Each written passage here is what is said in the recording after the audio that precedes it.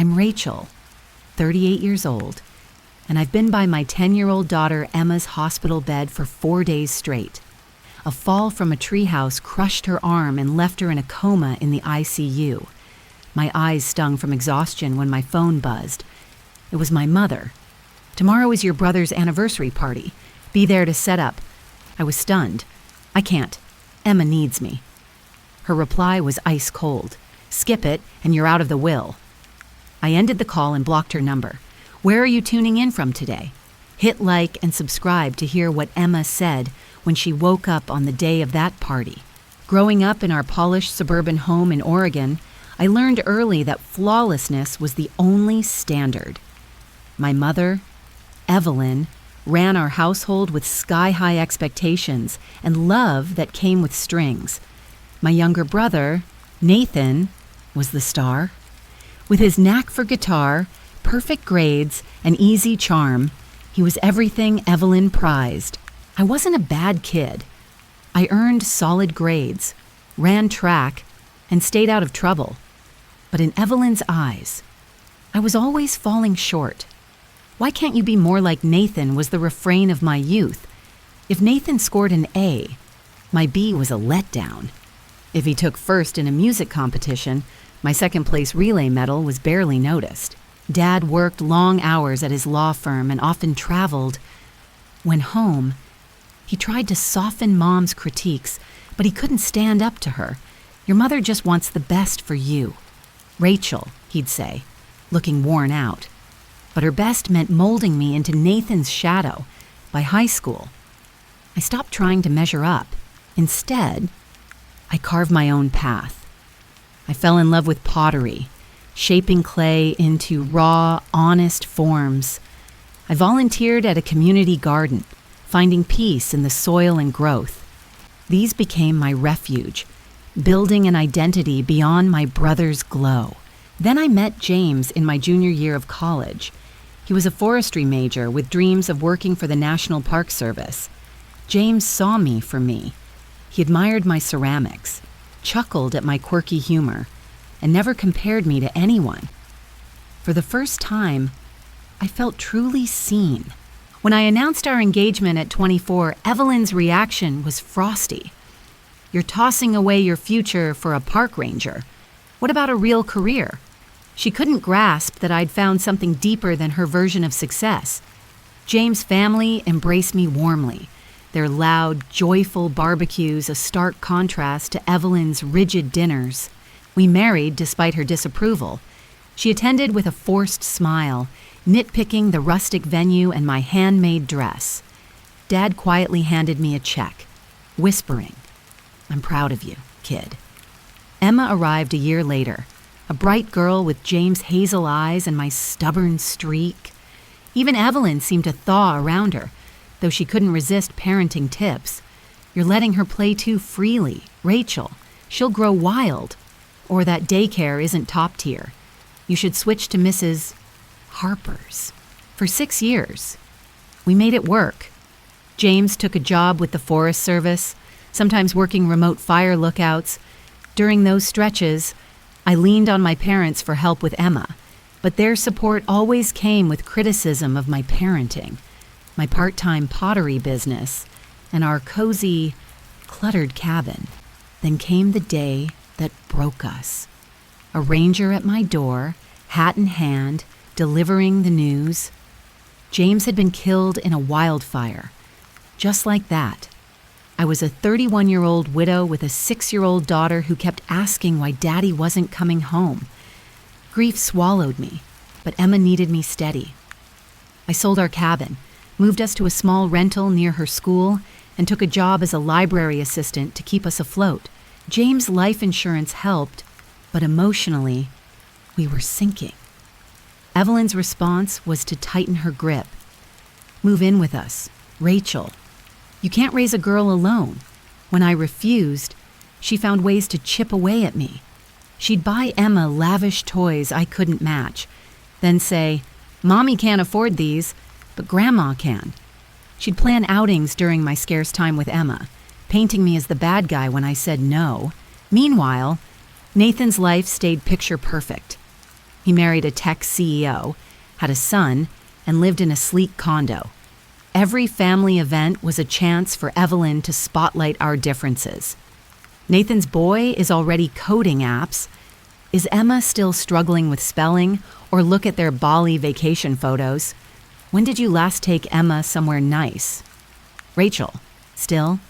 I kept the peace for Emma's sake. She adored her cousin. And sometimes, when Evelyn wasn't critiquing me, we had fleeting moments that felt like family. Dad remained my quiet supporter, texting encouragement when Evelyn wasn't looking. The years passed in this fragile balance. Emma grew from a heartbroken 6-year-old into a spirited 10-year-old with her father's love for nature and fierce independence. We built our own traditions. My library co-workers became friends who got my single mom struggles. James' parents, now in Colorado, stayed close with Emma through video chats and summer hikes. Slowly, Emma and I found a new rhythm. James' absence still ached, but we could share memories without crumbling. Things were looking up. I got a raise at the library, giving us a bit more room. Emma joined the school art club, channeling her energy into painting. We'd even planned a camping trip for spring break, our first adventure in years. But I didn't know our shaky truce with Evelyn was about to collapse. It was a sunny Saturday, perfect for outdoor play. Emma burst into the kitchen, buzzing about, climbing the treehouse with her friends. "Can I go to the park with Lily and Sam? Lily's mom is driving us," she said. "Munching cookies." "Helmet and phone?" I asked. Our usual check. "Yep," she grinned, dodging my attempt to fix her braid. "I'm not a baby. Mom." "Humor me," I said, smiling. "Be back by 3 for art supplies shopping." "Deal." I watched her skip off with her friends, waving from our porch. It was the last glimpse of our old life. The call came at 10:45, a stranger's voice asking if I was Emma Thompson's mother. A fall from the treehouse. Emma was at Portland General in critical condition. I don't recall the drive. My next memory is rushing into the ER, shouting Emma's name. "She's in the trauma unit," the receptionist said softly. "I'll get someone to update you." The medical staff explained gently. Emma had a shattered arm, fractured ribs, and a severe concussion. The neurosurgeon was working to reduce brain swelling. It would be hours before we knew more. "Will she live?" I asked, my voice shaking. "She's critical, but young and strong." "That helps." I called Dad, sobbing. He promised to come. Then I waited in the surgical waiting room, surrounded by other worried families. Emma was in surgery for 5 hours. 5 hours of pacing, silent tears, and desperate prayers. The surgeon finally emerged, face serious. They stopped the bleeding, but swelling persisted. Emma was in a medically induced coma, now in the pediatric ICU. I could see her soon, but she wouldn't look like the girl who waved goodbye. "The next 24 hours are critical," the doctor said. "Brain injuries are unpredictable." Dad arrived as they settled Emma in the ICU. I collapsed into his arms, sobbing like a child. "You're not alone. Rachel," he whispered. Seeing Emma nearly broke me. My lively daughter lay still, surrounded by tubes and monitors. Her arm was in a cast, her face swollen, bruised. Nurse Clara guided me to a chair by her bed. "Talk to her," she said. "Coma patients often hear you." So I held Emma's hand. Emma spoke. I told her about the paint set waiting at home, recalled her first camping trip with James, promised art gallery visits when she woke. I kept talking until my voice cracked, terrified that stopping might break our fragile connection. Dad stayed until evening, then left to update Evelyn, who hadn't come. "She's hosting a book club," he said, apologetic. "She sends prayers." I nodded, too drained to feel the sting yet. That first night set the pattern for 4 days. I never left Emma's side except for quick breaks. The ICU staff brought blankets, offered a cot, but I couldn't leave her. What if she woke scared? What if she worsened? The nurses became my anchor, simplifying doctor jargon, teaching me to read monitors, bringing coffee. Lily's parents dropped off clothes and my laptop. Lily stood in the doorway, teary, unable to look at Emma. "It's not your fault," I said, though we both doubted it. My co-workers sent meals I barely ate. Emma's art teacher brought a card from her class. James' parents offered to fly in, but I asked them to wait for news. By day 3, small signs of hope appeared. Emma's brain pressure stabilized. Her vitals improved. The doctors eased her sedation, watching for consciousness. But she didn't wake. By day 4, I was running on fear and adrenaline, barely sleeping or eating. Clara urged me to shower in the family room. 20 minutes, she said. I'll stay with her. As I grabbed my clothes, my phone rang. Evelyn. After 4 days of silence, relief hit me. Maybe she was coming. Mom, thank you for calling. It's been awful. Rachel. Her voice was all business. I'm finalizing Nathan's anniversary party tomorrow. Be there by noon to help. I thought I'd misheard. Mom. Emma's still critical. I can't leave. I spoke slowly, hoping she'd understand. She hasn't woken up. I understand, she said, irritated, but the doctors have it under control. You sitting there won't help. And this matters to Nathan. He's planned this for months. The hallway spun. My daughter might be dying. I said, voice shaking. Emma, your granddaughter, fell from a treehouse.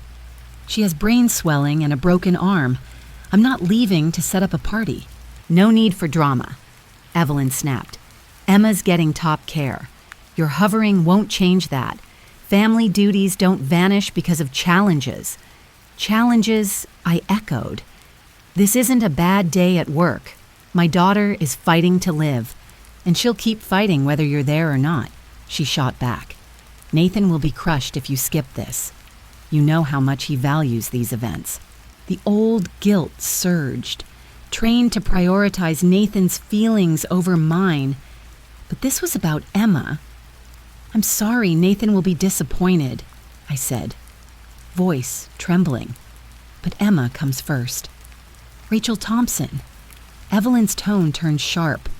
After all we've done for you, especially since James died, this is how you repay us. How will it look if you're not there? What do I tell our neighbors? A nurse glanced at me, concerned. I was shaking. What have you done for me since James died? I asked quietly. Criticized my parenting, belittled my choices, used money to make Emma feel less. What support hasn't had strings? How dare you, she gasped. We've given you money, included you in family events despite your attitude, kept Emma close even though you moved away. Each word hit hard, but I stood taller. I moved because I found a rental I could afford near Emma's school. I've never had an attitude, just asked for respect for my schedule and Emma's activities. Yes, you've given money, always reminding us how much we need it. This is your victim mentality, she huffed. It's not good for Emma. Look where your stubbornness has led. The suggestion that Emma's accident was my fault froze me. If I'd banned her from the treehouse, driven her myself, been a better mother. Rachel, she pressed, be reasonable. The party's at 5. Spend the morning at the hospital, help set up, attend, and be back before Emma notices. This defiance is your downfall. I looked at Emma's room. Clara was tucking her blanket gently. My daughter was fighting, and I had to be there. No, I said. Excuse me. No. Mom, I won't leave Emma alone for a party. Not for Nathan, not for you. Don't speak to me like that. She snapped. I'm your mother. Respect is mutual. I replied, calm now. And you're showing none for what Emma and I are facing. I see, she said, voice like frost. If you skip tomorrow, there are consequences. The trust fund for Emma's education, our emergency funds, all can be cut. It's your choice." Her threat stunned me. "Are you threatening to cut off your granddaughter because I won't attend a party while she's in a coma? I'm saying family loyalty works both ways. If you don't come, you're out." Something snapped. Not my spirit, but the chains of guilt binding me to her control. "You're right," I said, voice clear. "It's my choice, and I choose Emma. Goodbye." I ended the call, stood still in the hospital hallway, then deleted Evelyn's contact. As I returned to Emma's room, Clara looked concerned. "Everything okay?" "No," I said, "but maybe it will be. After my shower." I resumed my vigil, a mix of freedom and fear swirling inside. Cutting ties with Evelyn felt like dropping a lifelong burden, but doubts crept in. Had I doomed Emma's future? The trust fund was modest, but vital. What about family ties? Emma loved her grandparents. A memory hit Emma at 6, back from a day with Evelyn, asking, "Mom, Grandma says we're poor. Are we?" I'd been sorting laundry, and a sock fell from my hands. "No." "Sweetie," I said, hugging her. "We have our home, food, school, and each other. But Grandma said if you'd married a lawyer instead of a ranger, we'd have a big house like Uncle Nathan." The memory burned, not just for insulting James, but for confusing Emma. I'd spent that night reinforcing that her dad was a hero, our life enough. Clara returned, checking Emma's vitals. "Her numbers are improving," she said. "Blood pressure's steady." "Is that a good sign for waking?" I asked. "It's not bad," she replied. "Her body's healing. The brain takes time, but she's trending right." I held Emma's hand. "I don't know if I did the right thing," I whispered, "but I couldn't leave you." Dad called later, hesitant. "Evelyn told me what happened. Did she mention threatening Emma's trust fund if I didn't attend Nathan's party?" I asked. A sigh. "She said you were disrespectful." Dad: "I've been here 4 days. Emma hasn't opened her eyes. The doctors can't say if she'll have brain damage. And Mom's worried about party decorations. She doesn't handle what she can't control," he said. "This scares her." "That's no excuse," I replied, exhausted. "Has she asked about Emma?" His silence spoke volumes. "I thought so. Dad, I love you, but I can't do this now. Emma needs me fully here." "I understand," he said, and I believed him. "I'll check in tomorrow." Memories of past clashes with Evelyn surfaced. My high school prom dress, criticized because it wasn't her pick. My art scholarship, dismissed because it was a state college. My wedding, endured with disdain, later mocked to relatives. James' death, followed by her pushing me to move to their neighborhood, ignoring Emma's need for stability. Always the same, my choices were wrong because they weren't hers. A chaplain visited, offering comfort. I blurted. I cut ties with my mother. In the middle of Emma's crisis, I deleted her number. He nodded. Crisis clarifies what's vital. Sometimes it gives us courage for tough choices. But what if I'm hurting Emma, the trust fund? Family ties. He paused. Your mother's using money to control, not give. That's a transaction, not a gift. And healthy relationships lift you up, not tear you down. What would Emma learn if you left her to please someone who disregards you both? His words hit home. As night fell, I tried sleeping in the family room, but doubts swirled. Had I been too harsh? Should I have explained again? But I had, my whole life, and Evelyn ignored it. Losing the inheritance scared me. It was security I couldn't replace. But this wasn't pride. It was breaking a cycle that could hurt Emma, too. If she was to heal, she needed a mother who showed self-respect. I woke to Nurse Kelly's nudge.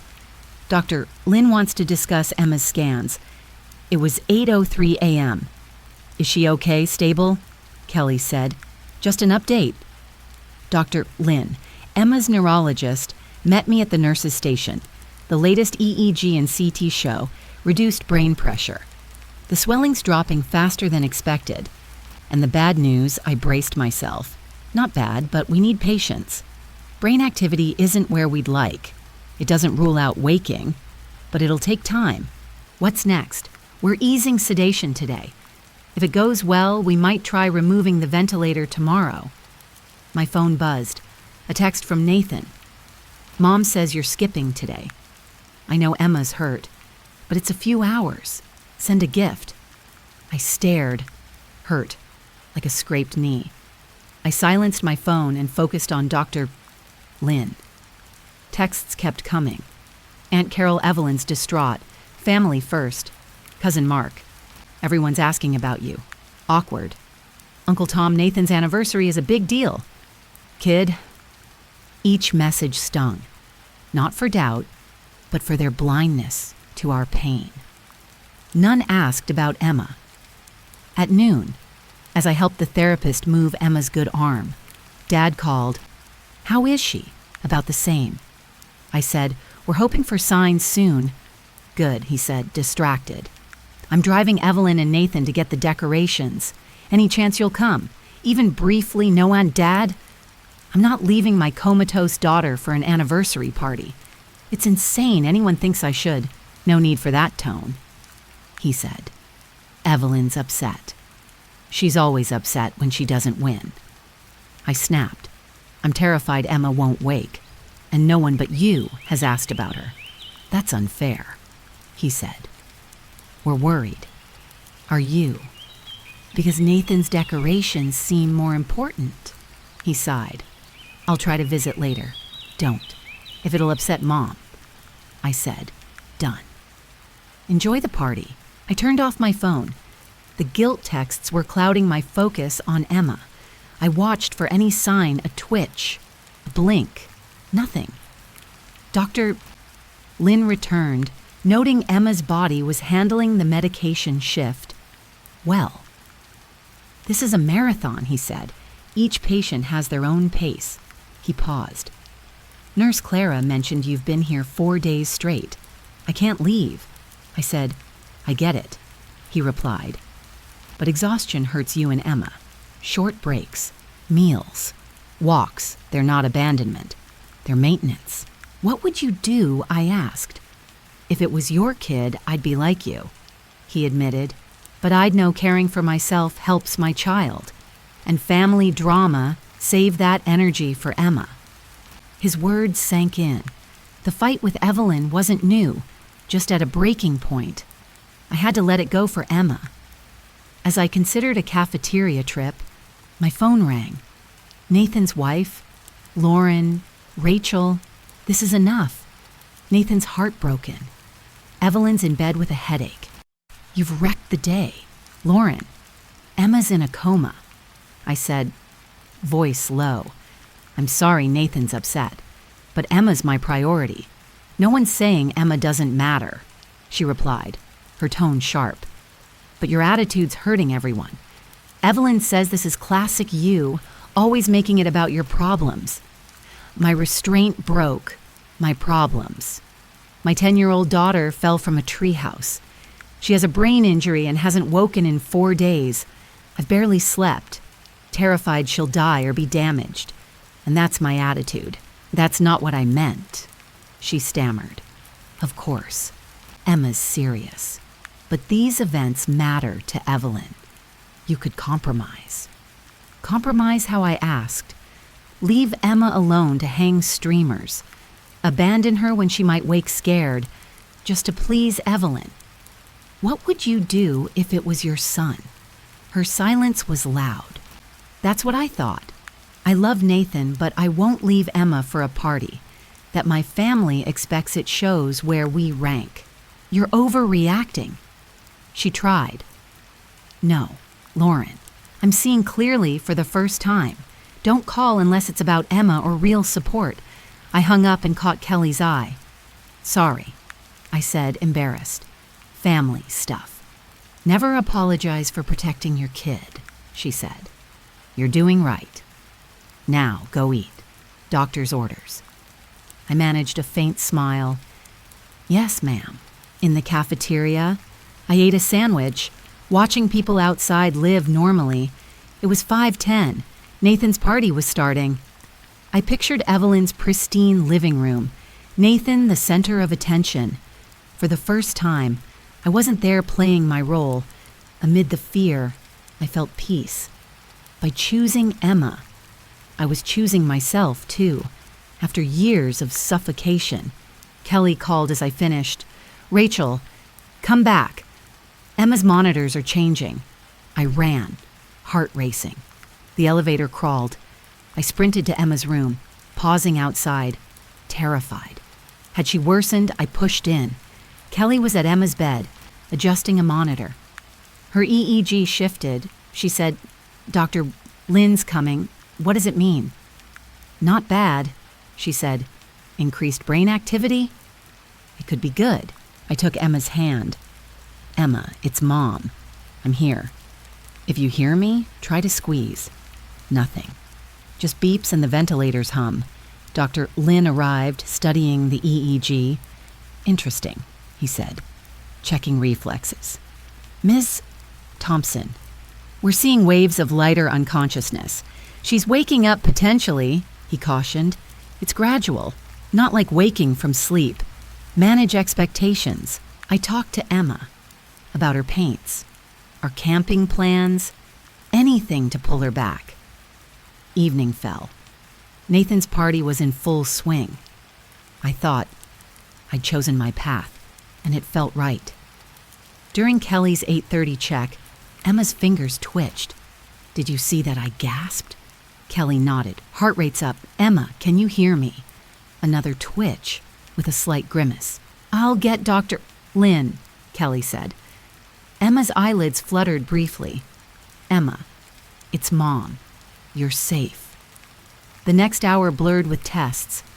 Emma's eyes fluttered more. Her hand squeezed mine faintly.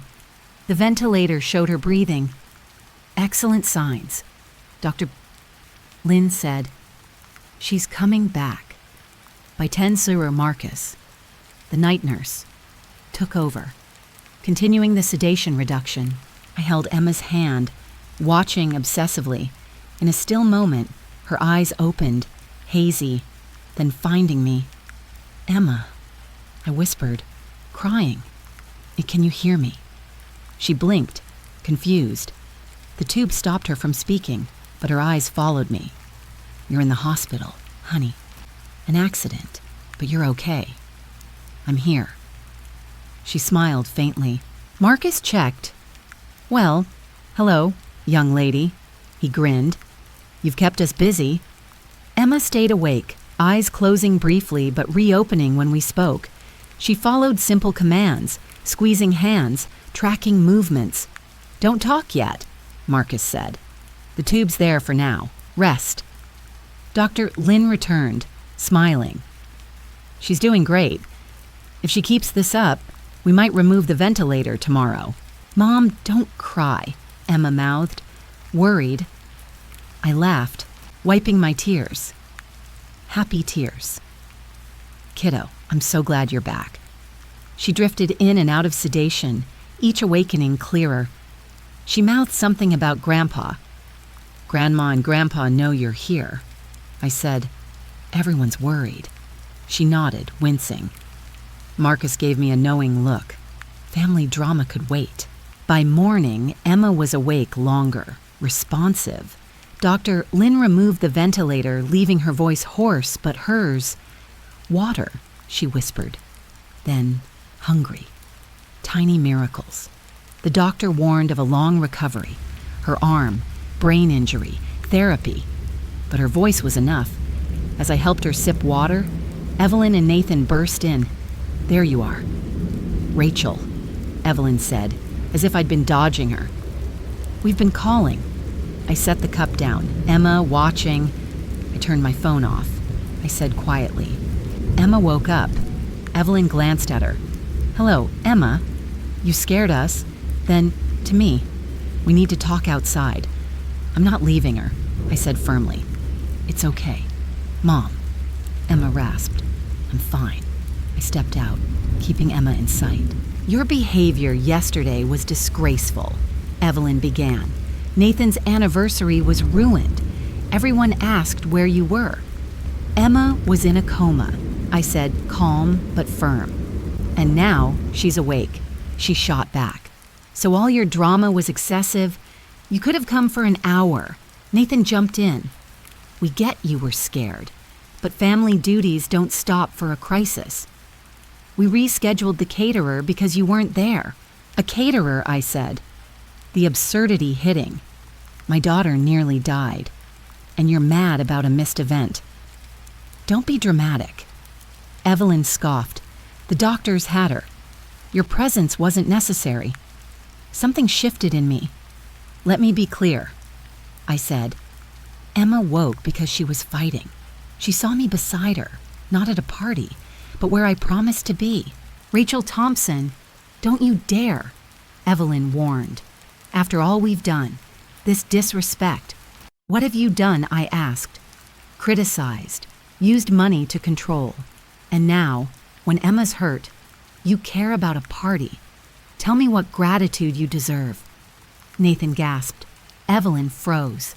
You've chosen, she said. No more support. The trust fund, the trust. The inheritance gone. I nodded, unshaken. Expected nothing less. If you want to see Emma, one at a time, 5 minutes, positive only. She's recovering and needs calm. You can't control our granddaughter. Evelyn sputtered. I'm her mother. If you stress her, security will remove you, and she doesn't know about this conflict. Keep it that way, or you won't see her again. Evelyn nodded curtly and went in, switching to doting grandma. I watched closely as she patted Emma's hand, saying how worried we'd been. Emma, groggy, gave small replies. After 5 minutes, I stepped in. Emma needs rest. Evelyn bristled. I've barely seen her. 5 minutes. As agreed. I said, come back tomorrow if she's up for it. Nathan went next, awkward but kind, showing Emma photos of his son, promising a play date later. When they left, I sat with Emma. You okay? Kiddo. She nodded. Were they mad about the party? We disagreed, I said. They wanted me at Uncle Nathan's, but I stayed with you. You stayed the whole time. She whispered. Every minute. I said, you were right to stay, she murmured. In that moment, I knew I'd chosen right. For both of us. Emma's recovery was a long climb. Her first steps with crutches, her first painting post-surgery, her ability to read a short story without forgetting. Setbacks came memory lapses, headaches, arm pain. But Emma tackled each with grit. You're tough, like me, I said. Dad said you were the strongest. She replied, my coworkers helped with meals. Lily's parents drove Emma to therapy. James' parents visited, their love steady. Evelyn rewrote her will, cutting us out. Dad called, regretful. She thinks you left her no choice.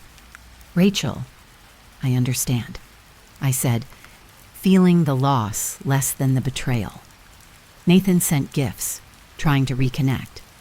I allowed it, cautiously. Evelyn's visits were brief, performative, laced with jabs at my choices. 3 months later, Emma returned to school part-time. Her friends adjusted to her limits, and her spirit shone. 6 months later, she walked almost normally, her academics nearly back on track. Headaches were rare, manageable. I kept boundaries firm. Evelyn's guilt-laden letters were returned. Dad's visits stayed separate. I took on freelance pottery orders, moved us to a smaller rental, and started saving for Emma's college. The financial hit was real, but I felt lighter, free from Evelyn's expectations.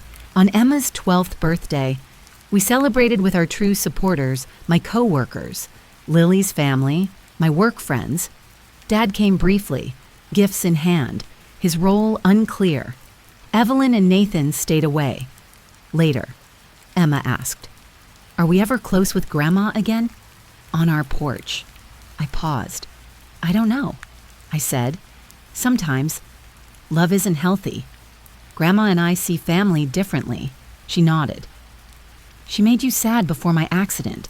"Yes," I said. I kept trying, thinking that's family. But not anymore. She said, "Real family supports you." I said, "Like Lily's parents driving you to therapy, or my friends helping us. That's love." "Dad would be proud," Emma said, "for standing up, caring for me." "He'd be prouder of you," I said, choking up. "I don't need Grandma's money," Emma said. "I'll get scholarships. Work like Dad. We'll make it," I agreed. 5 years to plan.